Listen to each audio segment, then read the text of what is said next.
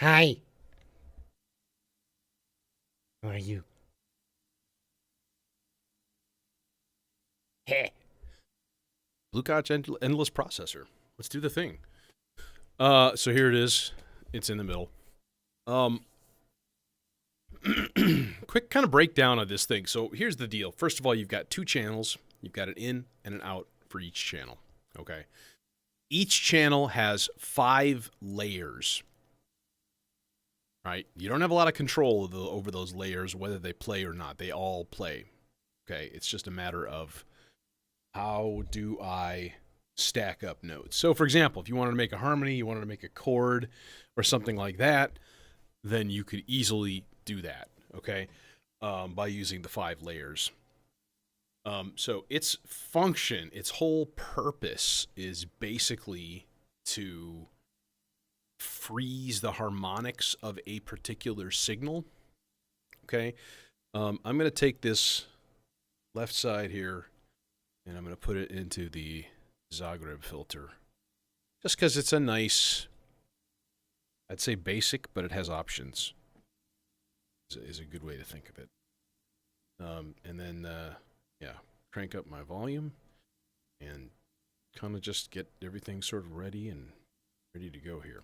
All right, so right now it's there, it's on, it's doing a thing, but nothing is happening because every time you turn it off, it will lose the contents of its memory buffer. Now, with the new firmware and with the expander, it does have the ability to have an SD card where you can save and load samples and stuff. Okay. Let's just call it a sample for lack of a better term, right? It will load with layers and stuff in WAV files. Now, I don't know how big those things are. I don't really know how long a layer actually is. Okay. So the other thing I'm going to do is I'm going to fire up the manual for this thing.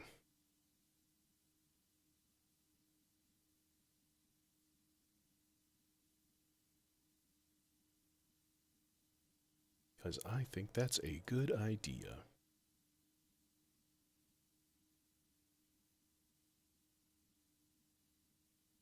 Yeah, so this is the thing. It is not a looper in the usual sense. It resynthesizes your sounds to create a perfect clickless stream while preserving the timbrel and tonal characteristics of the original.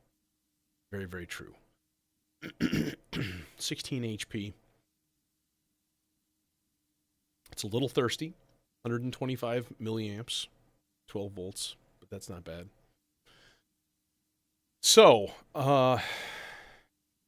here we do. We have input 1, input 2, level 1, level 2, channel. We know this. Memory, this is the one that I'm a little unfamiliar with. Okay, so it's literally the length. So you can select only a tiny portion of the input signal or a big chunk.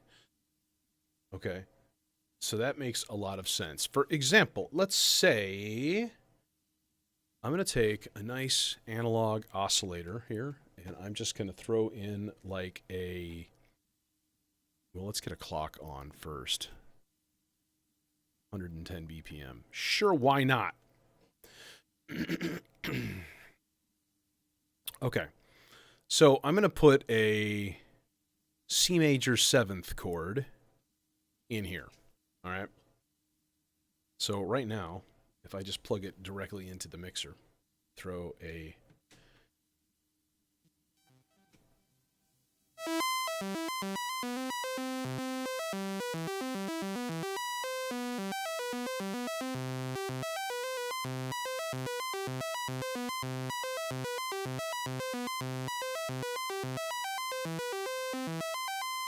Okay, so I'm going to put that in the input. Oh, God.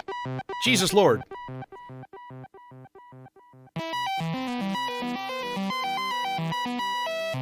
Okay. Now, there's a level control. Seems like that level is pretty hot.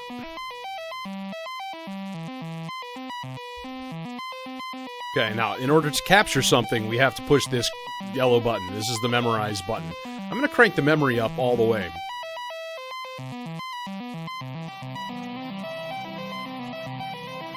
Then I'm going to pull the input. And then this is what we're left with.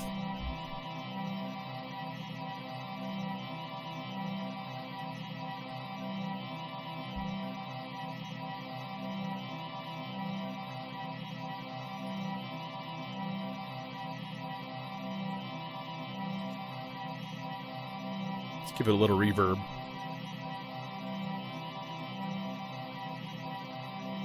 A little delay.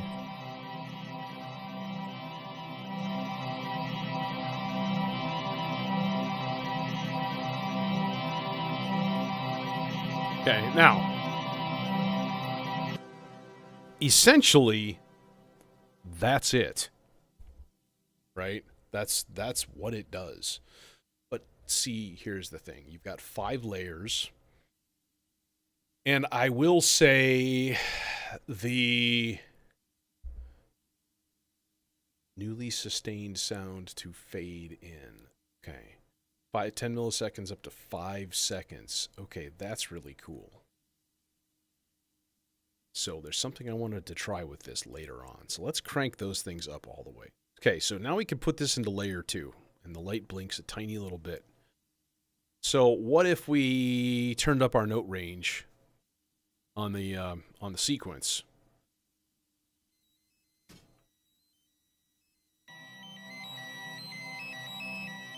Okay, and then we sort of threw that into the memory.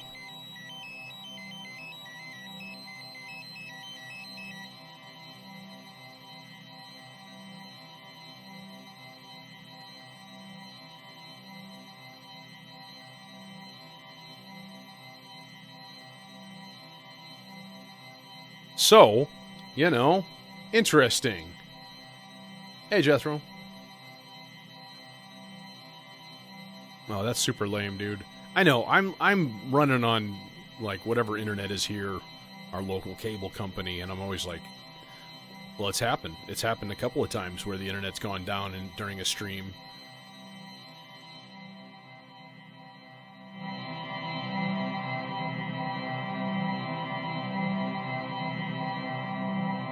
Hey, XCOM. So this is 2 layers.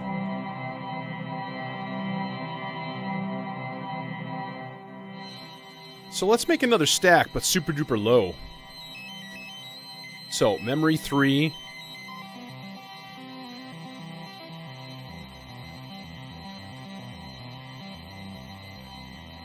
But let's make it the low ones only C and G.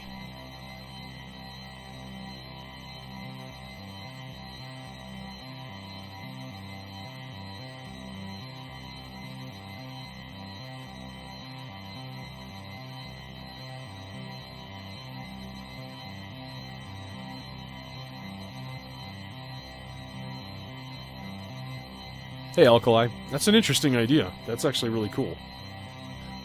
Because, like, so the thing I do with DAW a lot is, like, stack reverbs on top of reverbs because I love reverb. Alright, so let's pull this again. Let's turn rest up. Actually, no, I'm going to pull it. Okay, so there's 3 layers.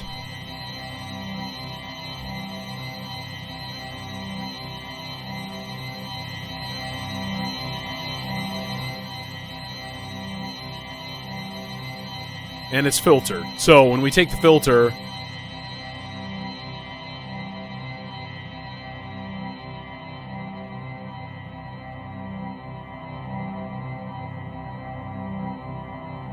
now, one thing I wanted to check today was these 2 pitch jacks. Oh, Jason. Hello.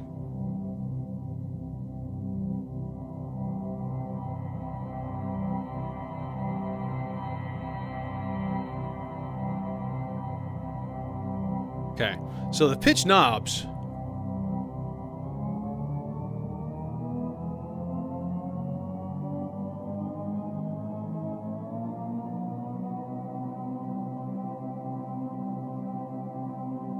So there's approximately an octave.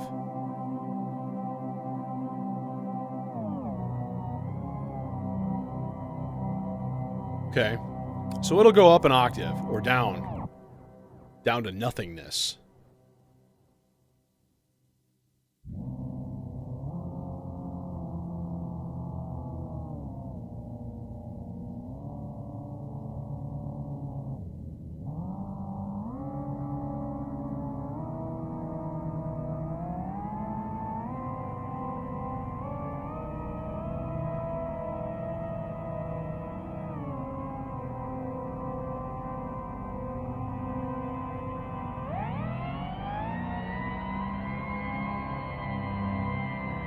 Congrats, Paul. Very nice. Welcome to the dark side.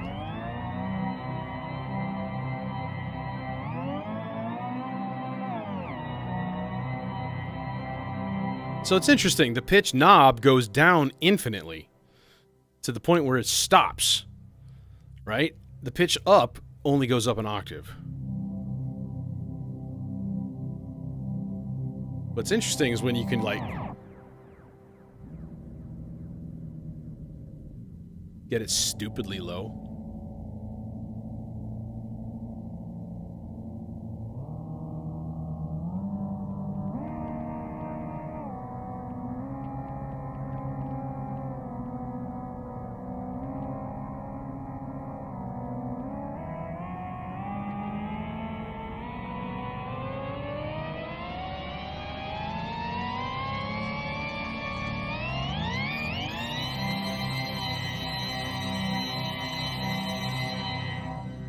It's just wild, you know? It's an interesting behavior.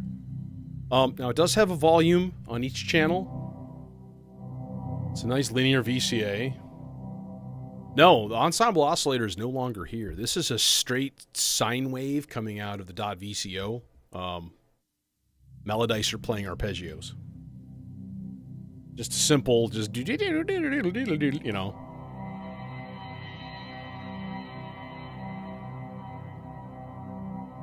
Okay, now, the question is, can we control this with a sequencer? And I think the answer is no. But I'm going to try something here. Let's try slow, like, just quarter notes. Okay, and I'm going to run the, just the CV out into the pitch in of this channel. Okay, so that's going up from C to a G on the SIG, and that's a whole step.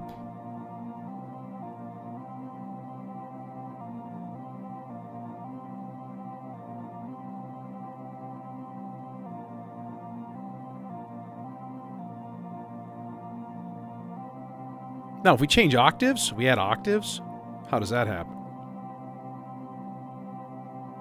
Oh, it's exceeding the voltage range already. What about down then?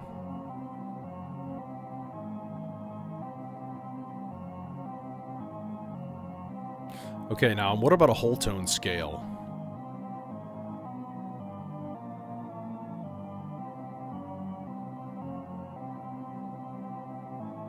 No, the jacks are not volt per octave. That's the problem.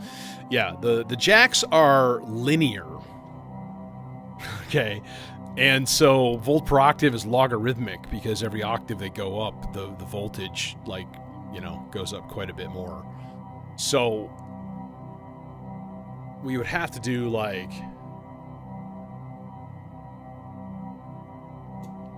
a basic sequencer probably and just tune notes really carefully.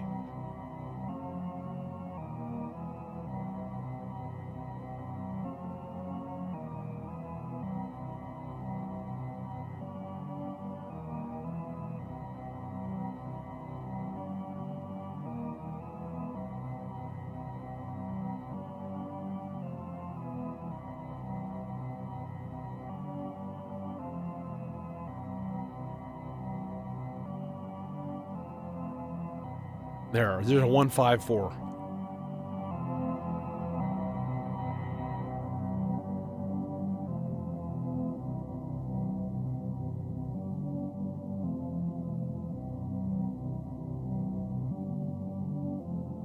So, you know, okay, can be done. Do you want it to be done? That is the question. All right, let's... I thought you hit shift and clear, or is just clear for like 3 seconds to clear all of the buffers. Yeah, there, cleared all the buffers. Yeah, it definitely has that tape warbly kind of thing. And it's interesting because, like, I don't know, you know, that's weird. It just seems kind of weird.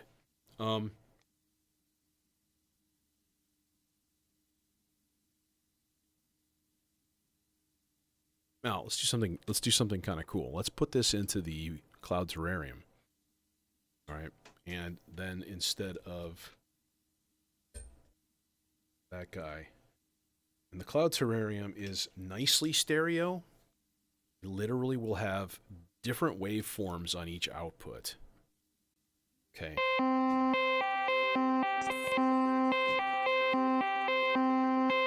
And let's hook up output number 2 into the filter as well.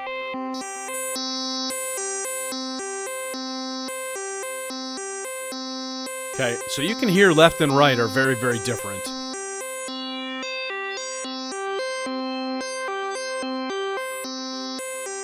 So if I go to channel 2,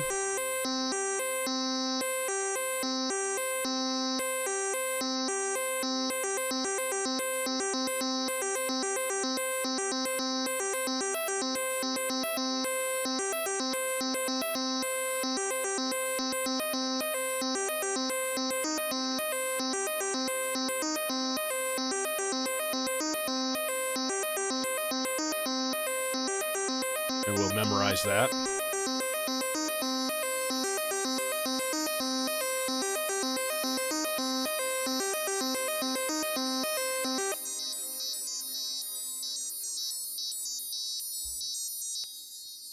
Okay.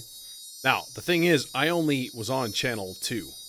Okay. So if I wanted to re-record that other side, I would have to do it one channel at a time, hit the button,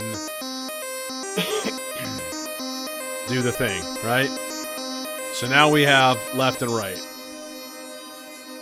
But the two sides are very, very different. Right? The one we've got this shimmery.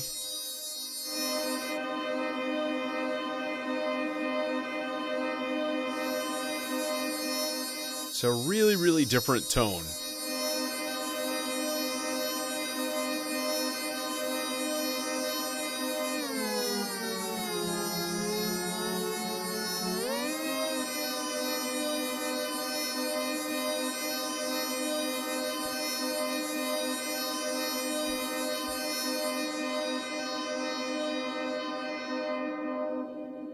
Now, if I put this in a more of a bandpass filter mode here, leaning towards high, you can get some nice shimmery tones.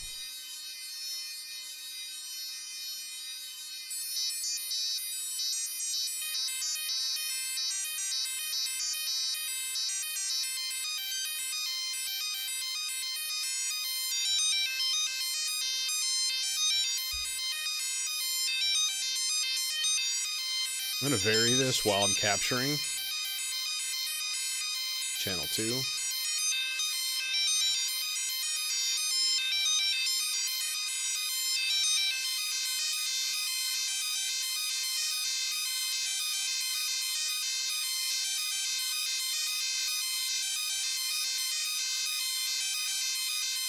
All right.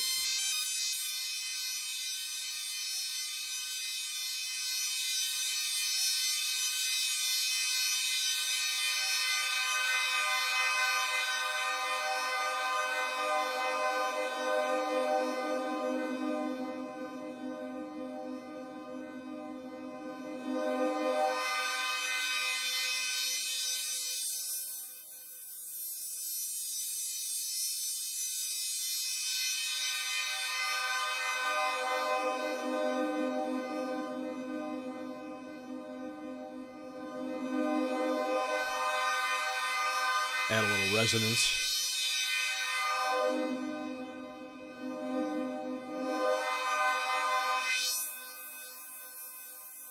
So yeah, kind of cool.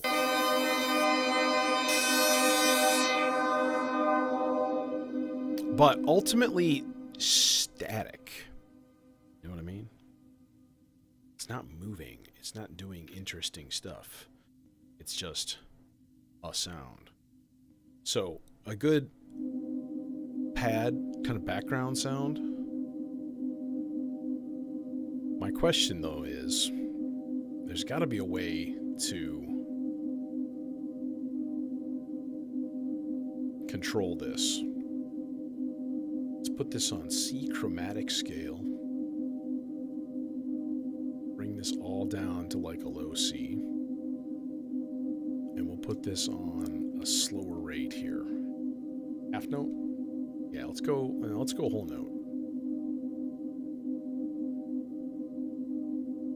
All right, so this is part 3. Definitely don't need a cable that long. That is for sure. Yeah, I should run it. I could run it through the neutron, that's for sure. Because, I mean, filter. Filter is a filter, right? You can run it through lots of things. The neutron has that happy overdrive potential.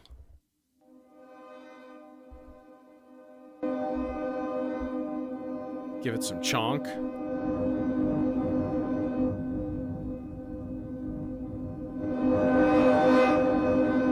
A little much. Okay, so if I take part 3 and I go there into pitch 1. Okay, weird.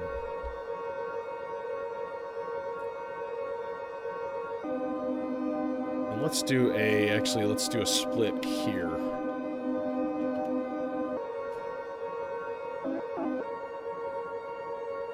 Okay. Yeah. Yeah, Immortal, absolutely.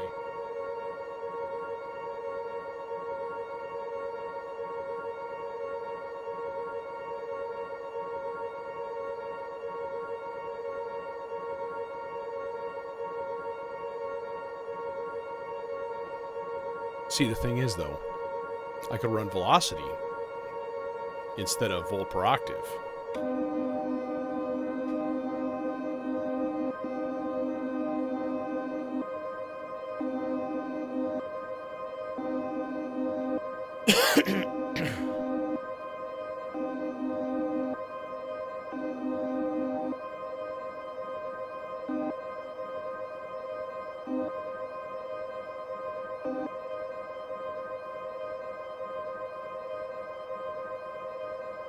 Huh, that doesn't seem like that's working.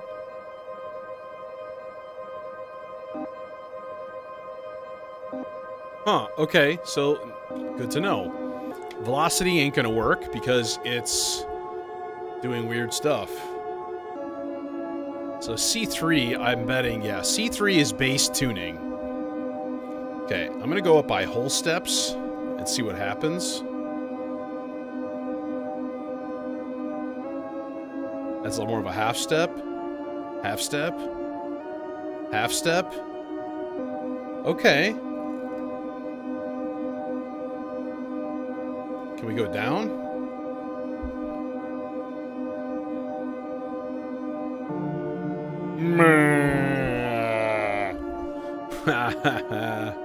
That's bad.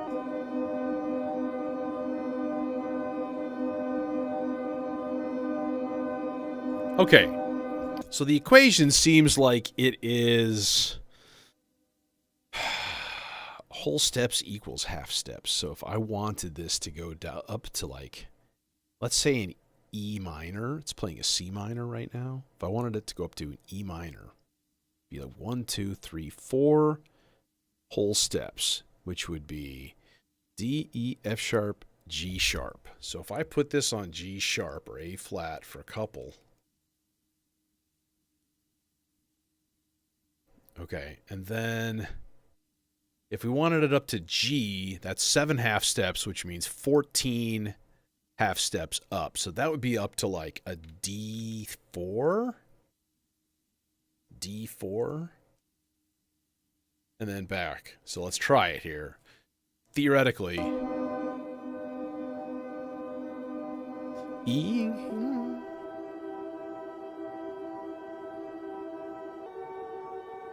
That didn't really work.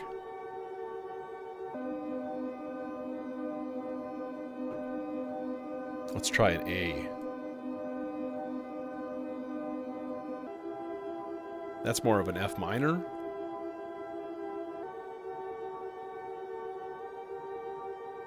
Tune it a little bit with a half step. can even use micro tunings and stuff if you really wanted to.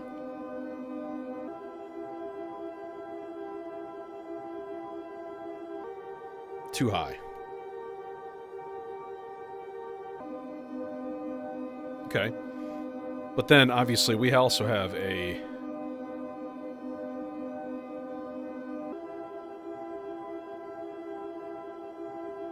We also have a gate out.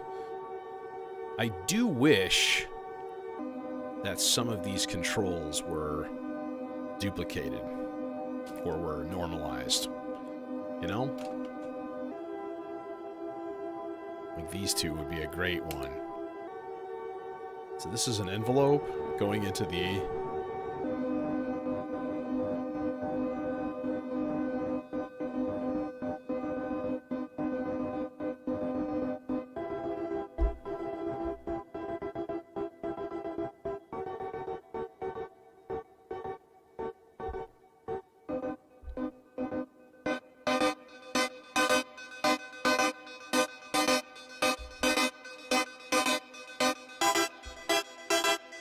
That's a little funky. That is not perfectly in tune.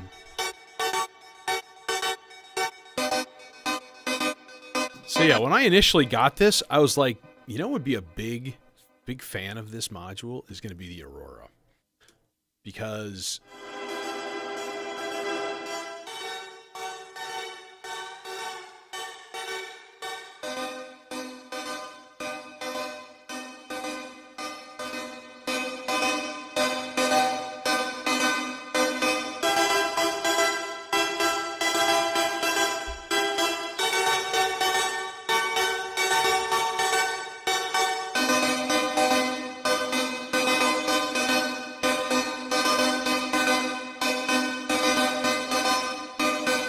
Sorry, but I have to. I have to. Admit it.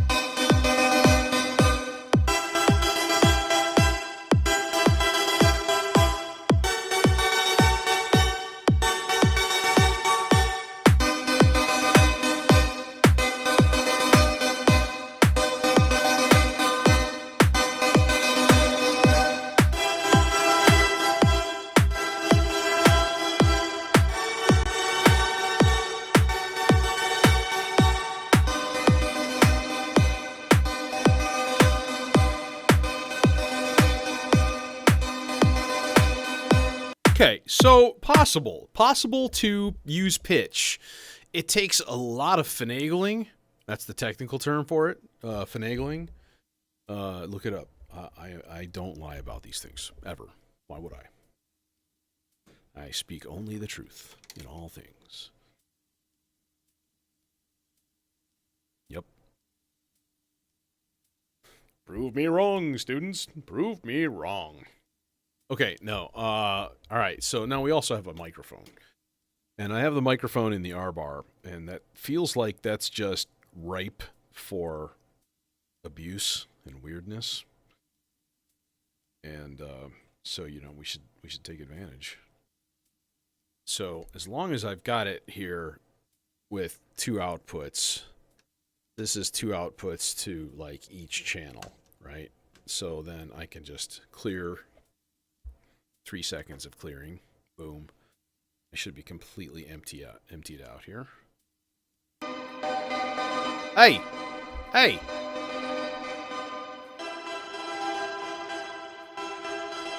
Wrong channel.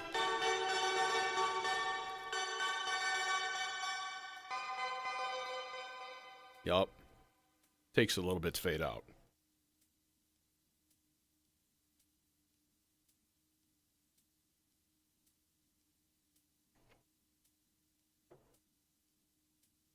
Now, let me puke. I'm going to puke at the manual again. I'm going to peek at the manual again.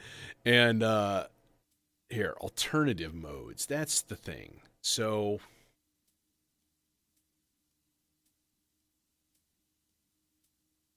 okay, so you can stack or separate the layers. That's really cool. That's really cool because then it becomes like an R bar almost. So turn the layer knob to V and hold the clear button for 10 seconds. Let's try it.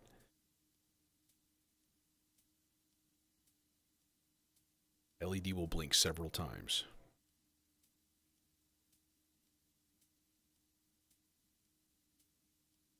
There. Ding, ding, ding, ding. Okay. So now it basically, each layer is a separate address for playback. In other words, it doesn't play all of them back all the time like it normally does. Okay, so let me turn my volumes up here. And let's do some. Hello! I am singing through the aurora.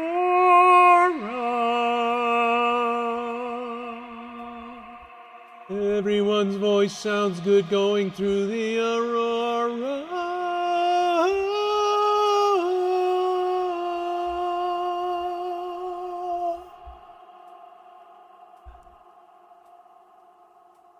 Nice.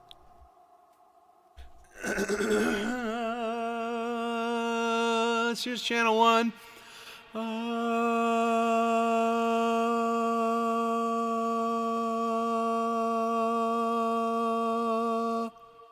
Channel 2.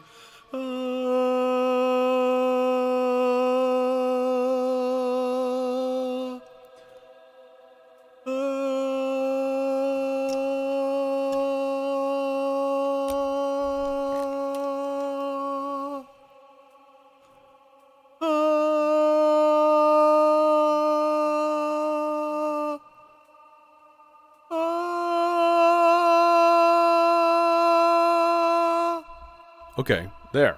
Now,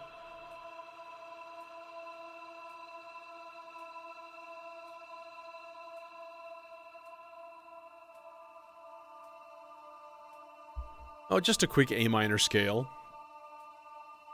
Are you hearing this? Because my fade out time, let's turn the fade in time up or down a little bit so that it comes in quicker.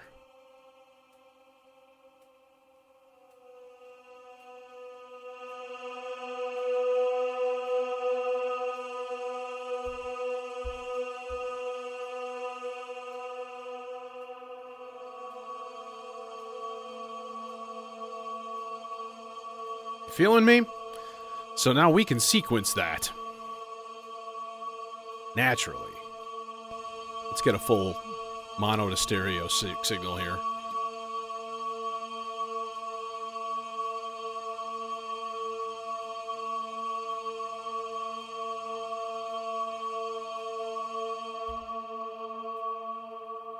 Listen to those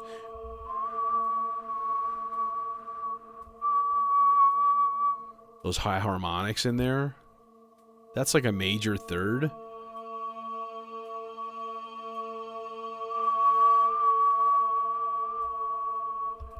That's interesting.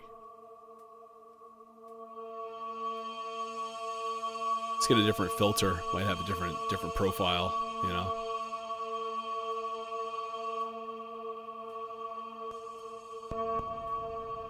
There, 24 decibel, still my favorite.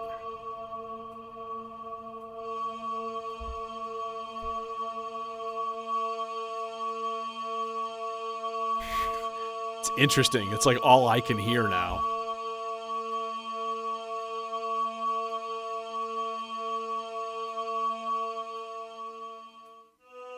Okay.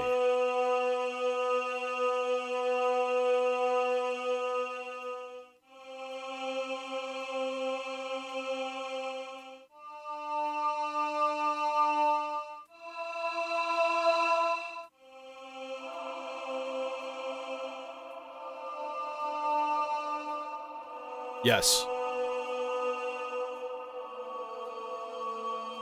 That's the FFT firmware, though, which is way better than the default, in my humble opinion.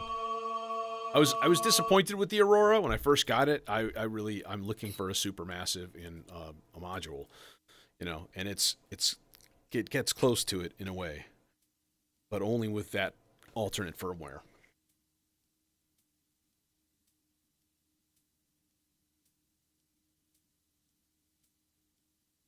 Otherwise, I always had this feeling that it sounded like it was like bad YouTube compression.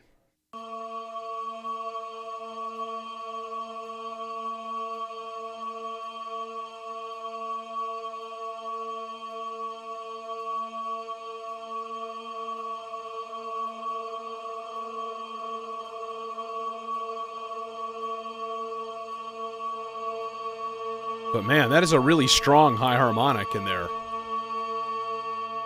It's kind of driving me crazy, to be honest. Okay, but we can have something controlling that, which would be neat. Like, I don't know.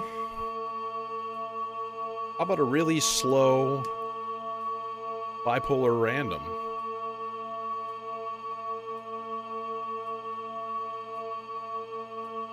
Or just slow random. And then that's going to go into the layer control. Instant ambient music.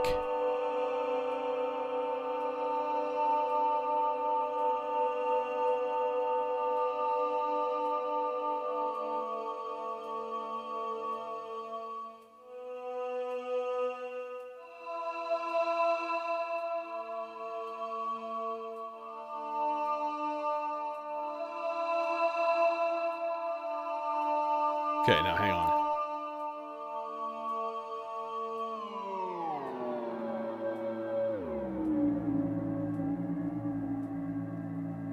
Now we're talking.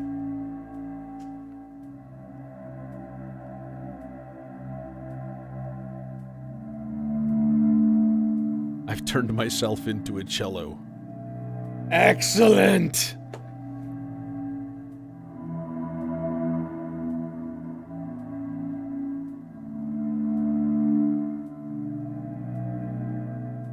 Dude, there's another high harmonic in there.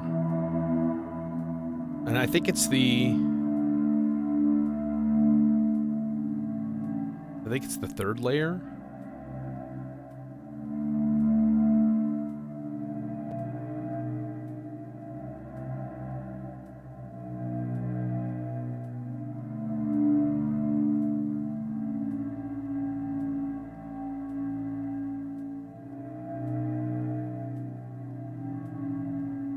Now that retains after power off, which is nice. So to re-enable it, you just put the layer on 1 and you hold the clear button for 10 seconds.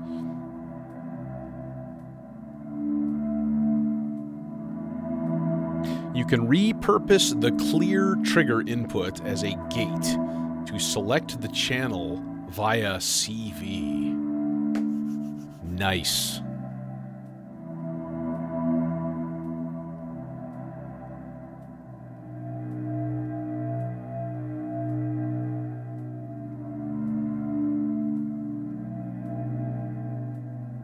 So, if the channel switch is selected to channel 1, 0 volts is channel 1, higher voltage is channel 2. Easy enough.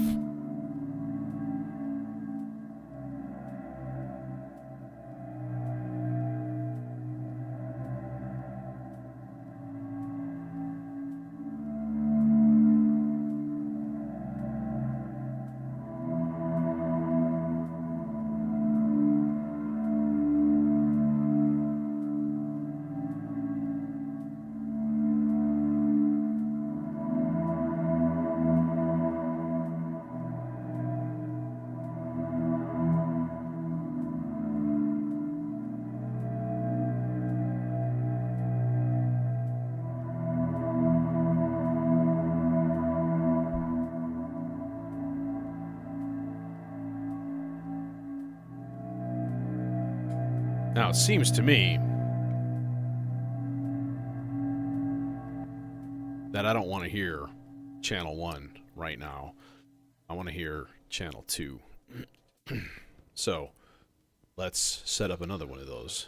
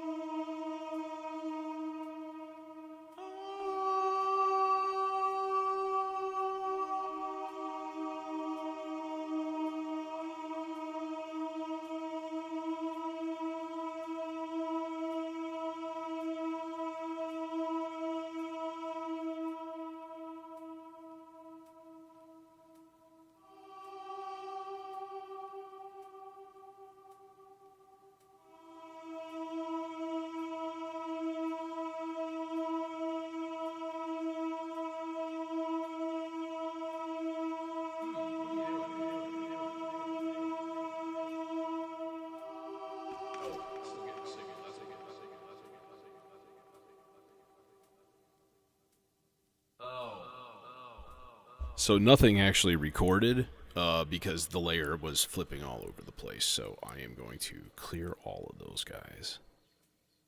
Okay, good. And redo those.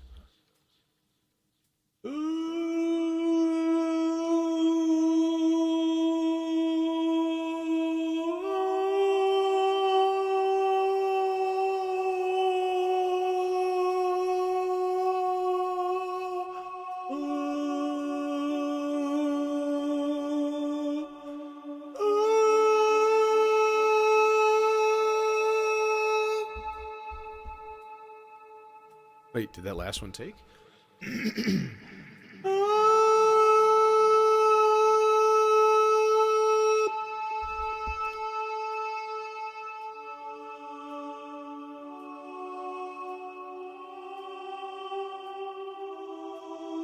Okay.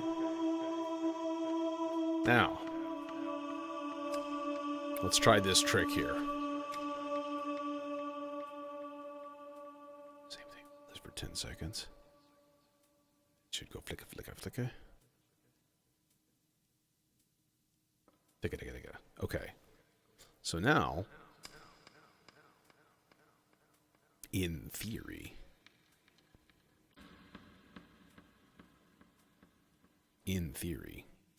we should be getting an output right now. Oh, son of a bitch. Because I had to hold the clear button down, it deleted all of my shit out of the first bank. Damn. First channel. I gotta re-record those.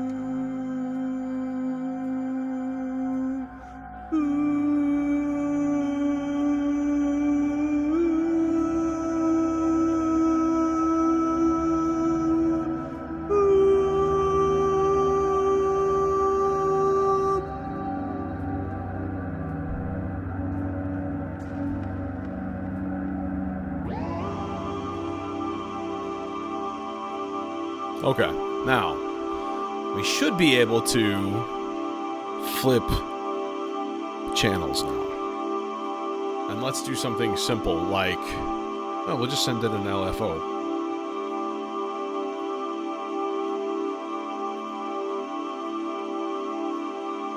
If it worked.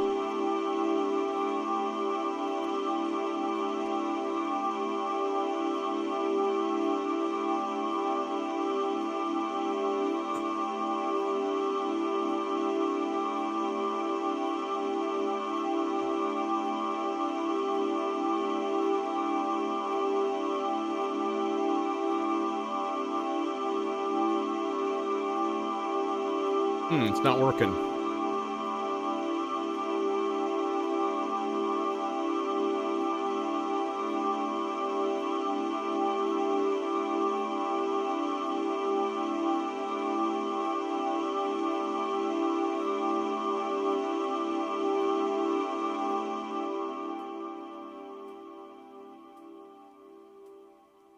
Did you just delete all of my layers again? Yes, you did. Okay, so I can't seem to get it to work. Let's try this VCA switch off thing again.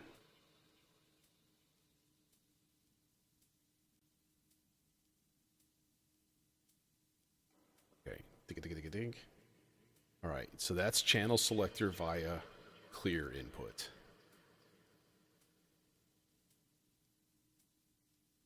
And now we want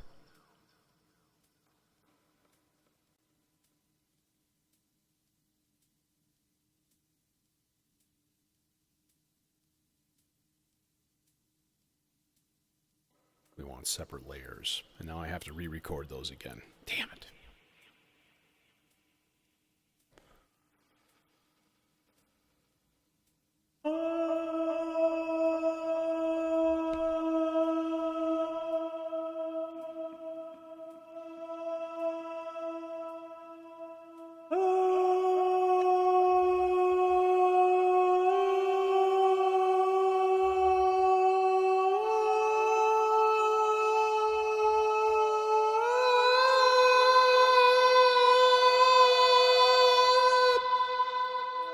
Ha! That was horrible. Okay.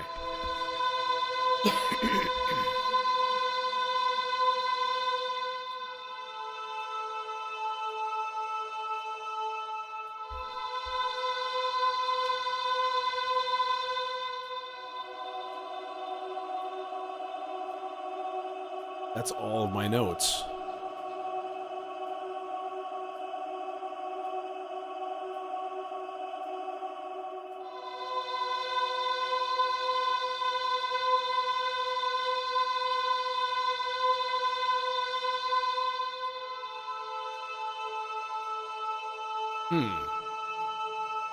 All right.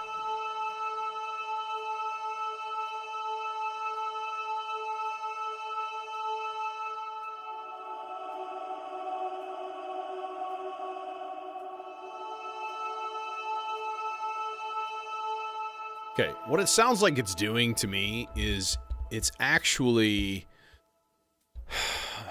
one channel is on the separate layers, and then the other channel is all stacked.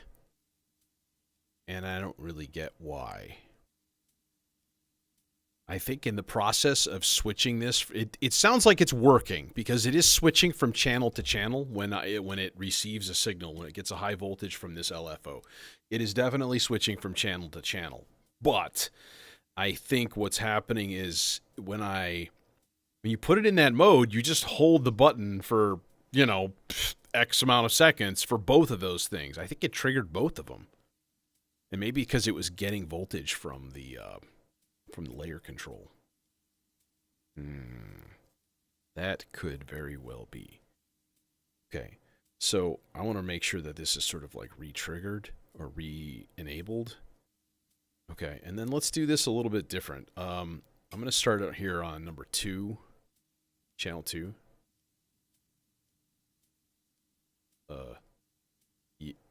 Where's it? Where's your output, bro? Bro, where's your output? You got nothing.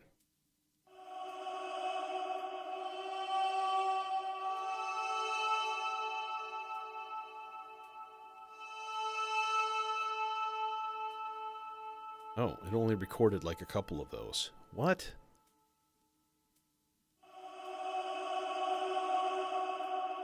Now if we switch to channel 1.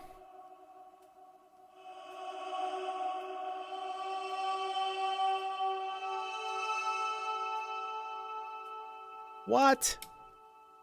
This is channel 2. It's like the same thing on both channels.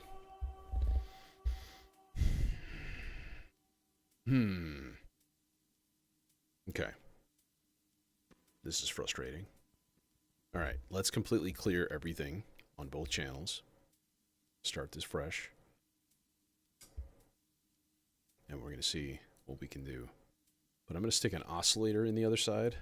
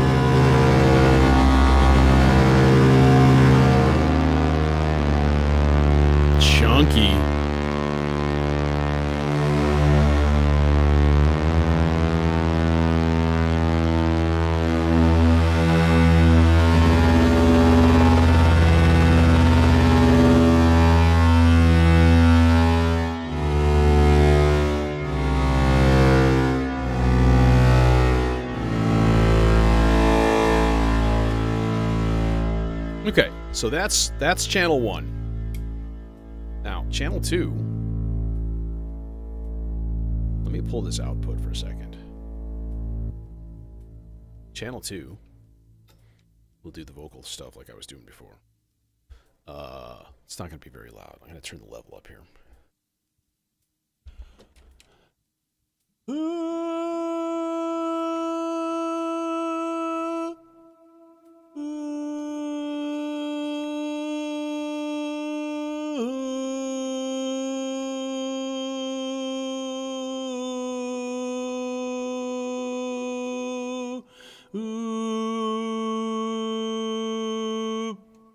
Okay. Inputs are gone. Now.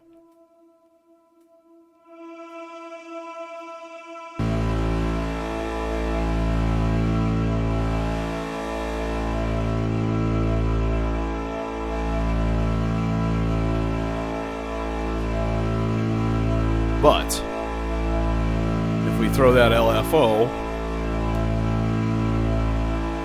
into the clear button, it should switch.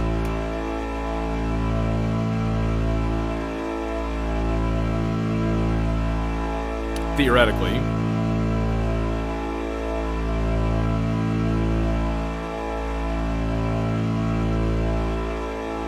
But it's not.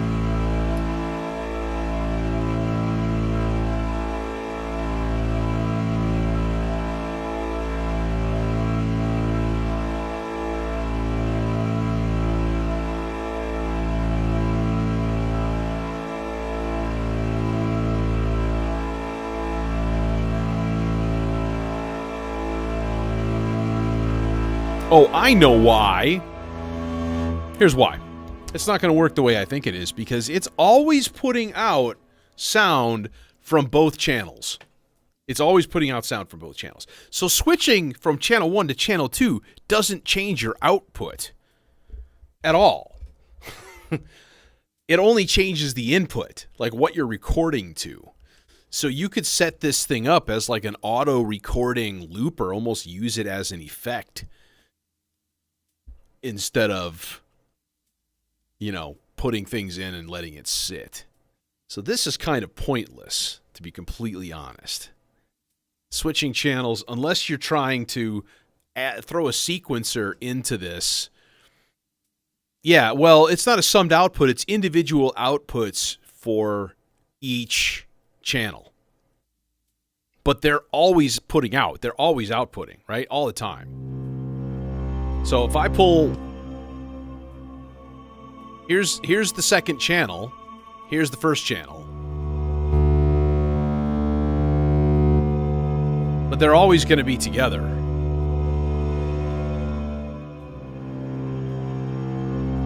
And their layers are going to be determined by the random voltage coming in from the maestro here.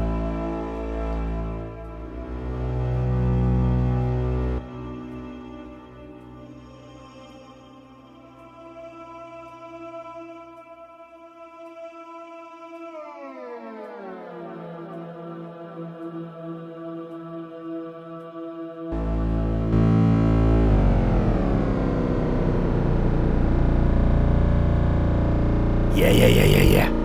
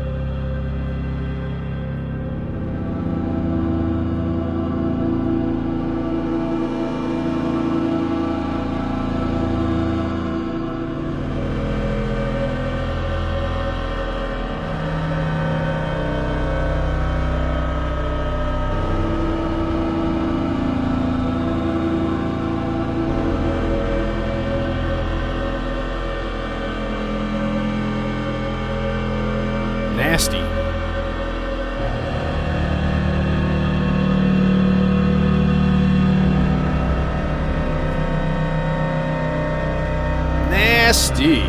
I love it.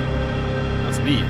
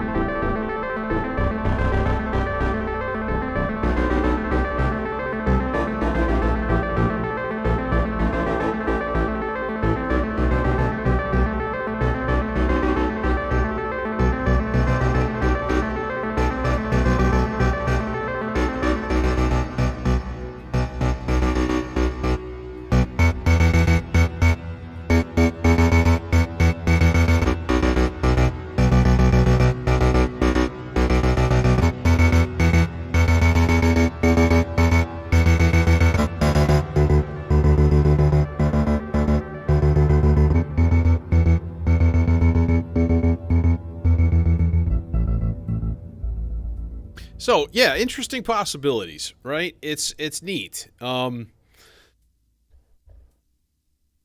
think it's really it is about like here is a tool, figure out interesting things to do with it. Like it's not telling you what to do at all. Some things tell you what to do, you know. Some things have a specific function and you know what that function is. This is just like here's some raw material. I don't know what you're going to do with it. I can easily think that the output of this could go into the R bar and do some really interesting shit with that. Because, well, it just feels like a good fit, you know?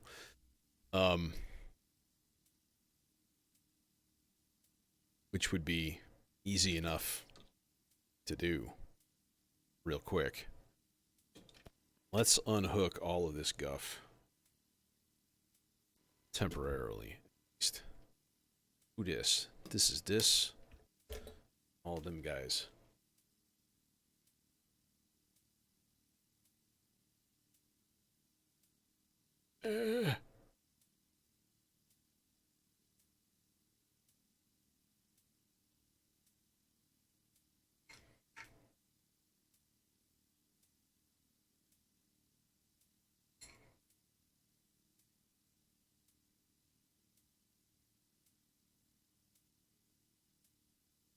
Cables are tangled. Cables are hopelessly tangled. Okay, so then output of the R bar going into the neutron filter. And then let's just do the same thing. We'll just put that into the Aurora temporarily here, or permanently, forever. It's never going to be unplugged ever. Okay, so now it's basically got whatever's coming in. All right, now, so let's just do channel 1 into the input, which means we need an interesting output of some sort. I'm thinking maybe super saw, like we'll use the demon core, because it's got nice half-step things going.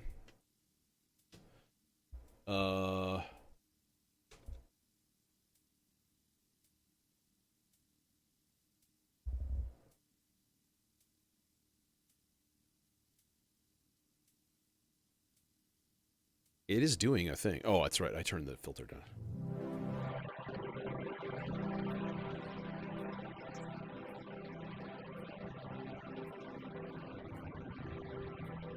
Dude, why are you only on a cord?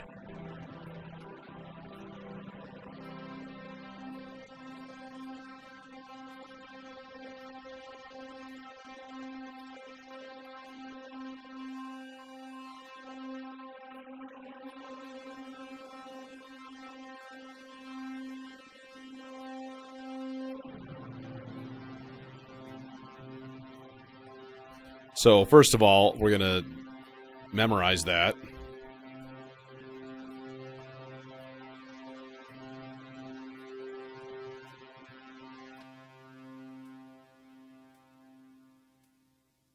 And the output is going nowhere. Do we have an output? Oh, volume's down. Volumes are down on both sides. Yeah, hi? Hello? What did I do? I did something wrong. Because I'm in channel 2 instead of channel 1. Duh. Alright, memorize.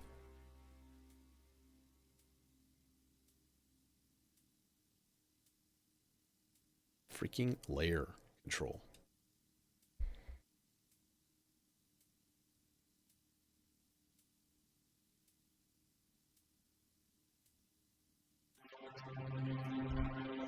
There it is.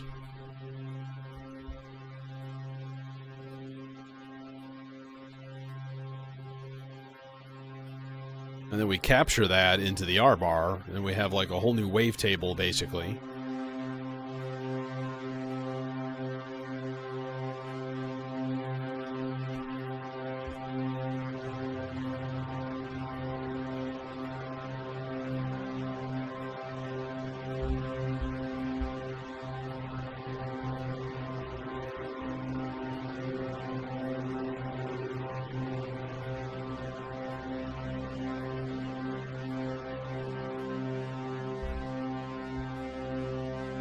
So we can overdub this.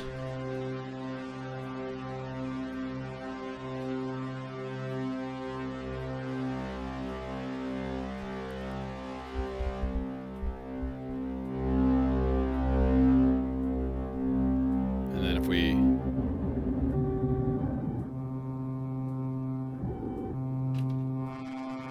Hooray, we've reduced our 8-voice super saw into a single sawtooth wave. Yay! It makes the sound less rich and more uninteresting. Hooray!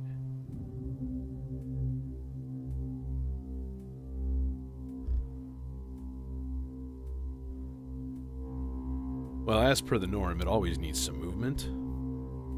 Like always.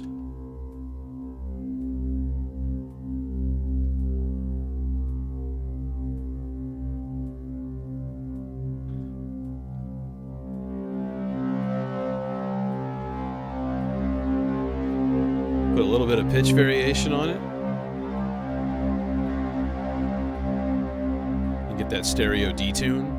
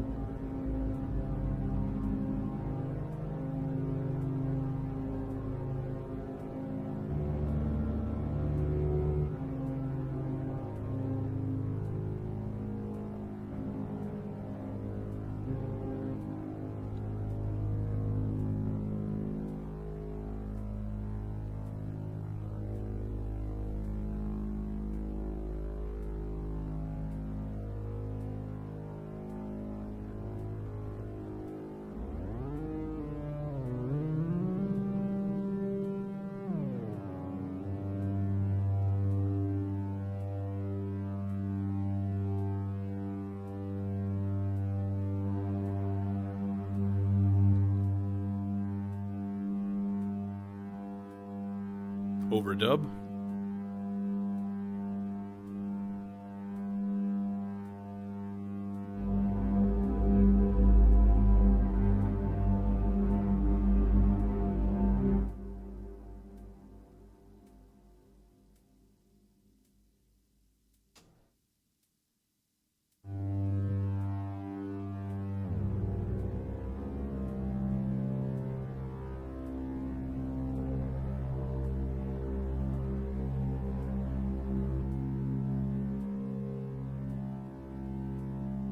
So this is basically taking a really rich waveform, but it's using the endless processor, and that makes it less, like, makes it more flat, right? It makes me wonder if, like, you could put a tiny LFO into the pitch to give it some nice warble.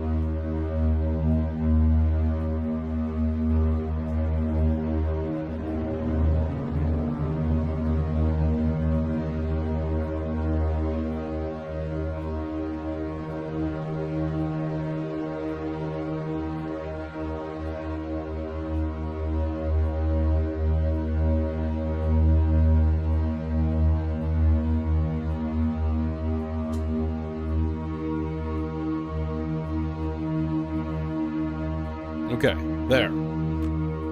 So now output is completely unplugged. And we're all on all wet from...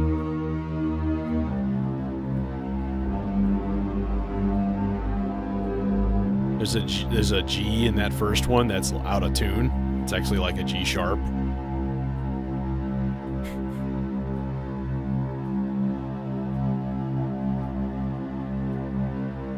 Now we could do sort of the same thing. We could trigger this.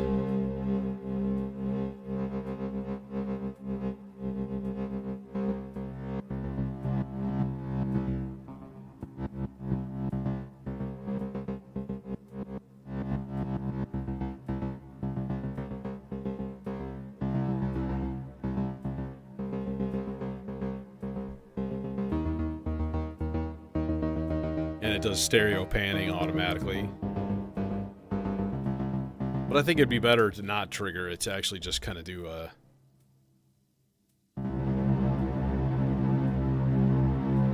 just the big smear.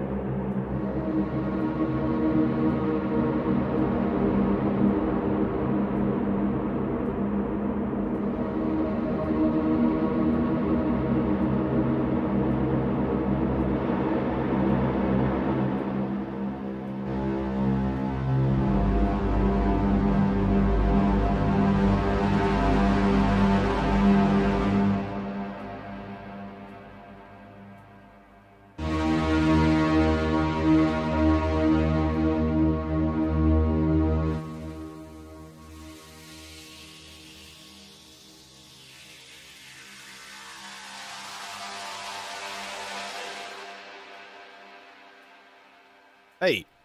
Hey.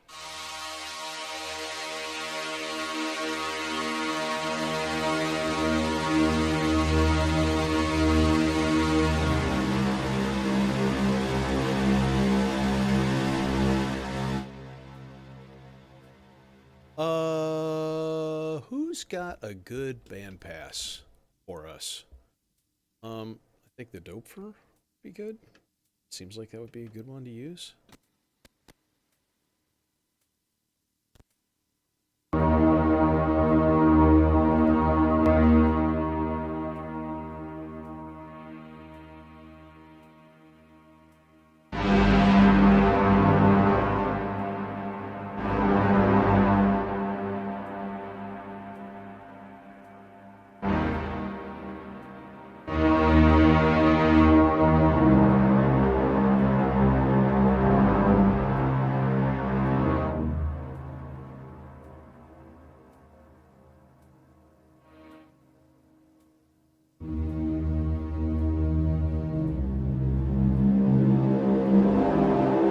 Yeah, that's what I was looking for.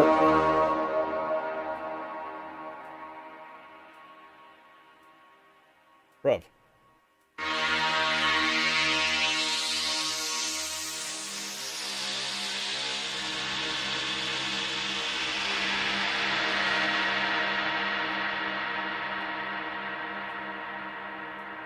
Come on.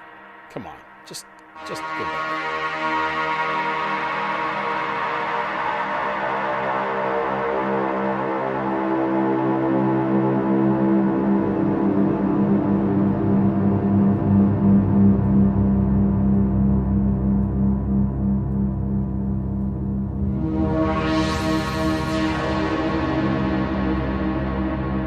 Of course, it's hitting the Aurora and a bunch of other stuff too, and like going all crazy. So, all right, yeah. So, Aurora is a good friend. Aurora is definitely a good friend of the endless processor for sure. The R-bar, I could see that. It's a little bit. It's like you're learning how to build a car from another car, and instead of just like looking at the parts, you like reduce it all to its component, like metals, and then you're like, well, now what the fuck do we do? it maybe not quite that stupid, but you are reducing richness. But I can easily see in like an evolving sound that could become a pretty interesting thing to do, right? Like if you have a sound that's like always changing, you're going to pick up like a lot of the harmonies or the harmonics in that particular place. So, might be interesting. Anyways, I'm out of here for today. Maybe a Wednesday stream. If it happens, it'll probably be late, like 8 p.m., 7 p.m. Central, something like that. So hopefully, maybe, possibly, we'll see. Don't know. But anyways, hope you enjoyed.